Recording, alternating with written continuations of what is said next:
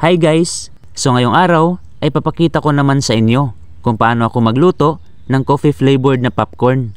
Panoorin ng buo itong video para sa tamang sukat at mga sangkap na aking ginamit.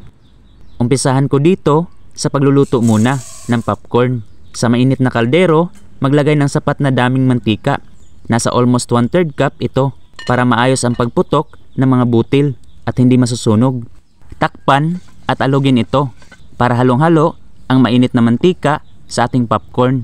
Hintayin na magsiputukan ito at kapag wala ng mga puputok ay okay na. Tanggalin sa apoy at itabi muna.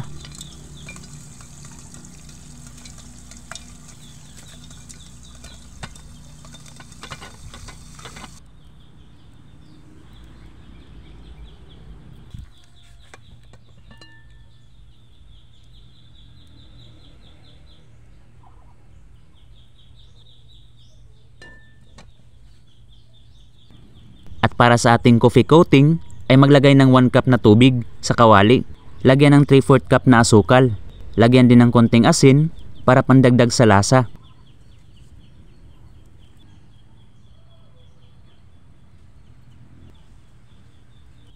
Ito na guys, gumamit ako ng 2 small pack ng kape na nasa 1.9 grams ang isa. Ilagay ito lahat.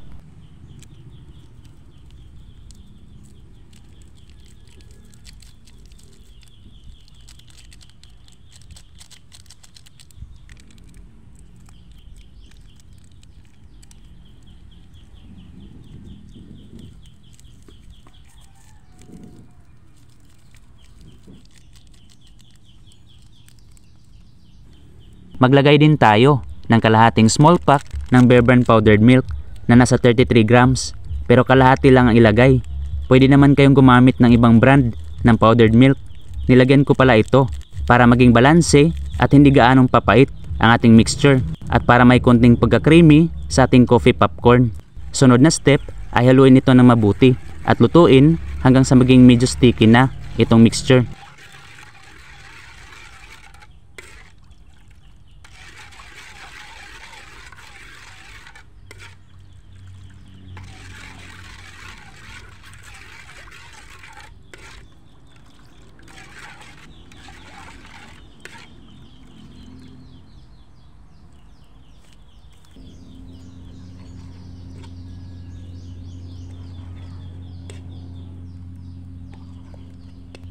Ganitong consistency ng mixture ang kailangan natin na makuha.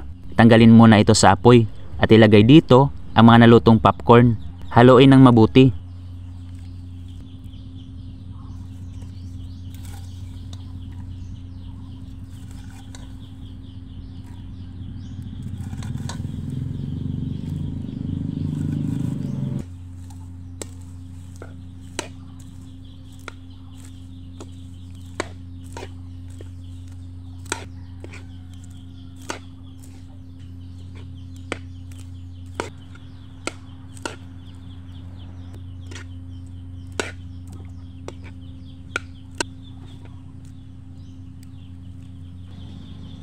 Ngayon ay babalik na natin sa apoy. Kontrolin dapat ang init para hindi ito masunog. Haluin ulit ng mabuti.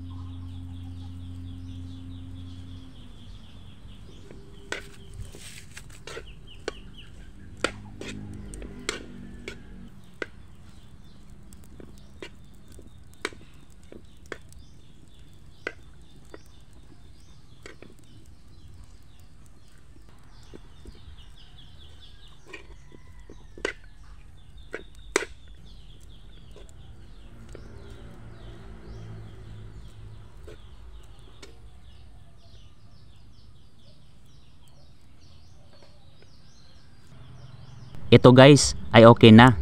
Ilagay na ito sa lalagyan.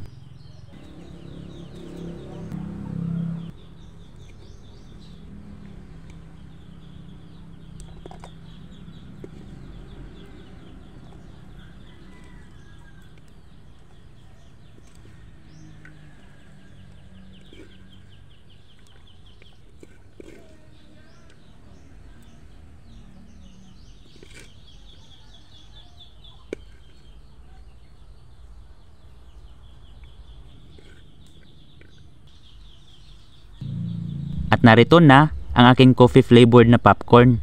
Madali lang ito gawin at konting mga sangkap lang ay makakapagluto ka na nito.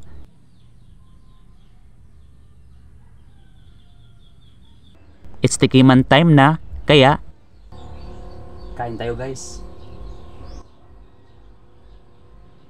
Masarap din talaga ito guys. Nagbe-blend ang lahat ng mga sangkap na aking hinalo at malalasahan mo talaga ang pagkakapi nito na hindi masyadong mapait dahil sa gatas na aking nilagay. I'm sure na magugustuhan din ninyo ito na flavor, lalo na sa mga coffee lover dyan. Nagpapasalamat pala ako sa lahat ng mga nanonood at kung gusto nyo pa ng mga recipe na gagawan ko ng twist ay follow nyo ako dito sa aking account.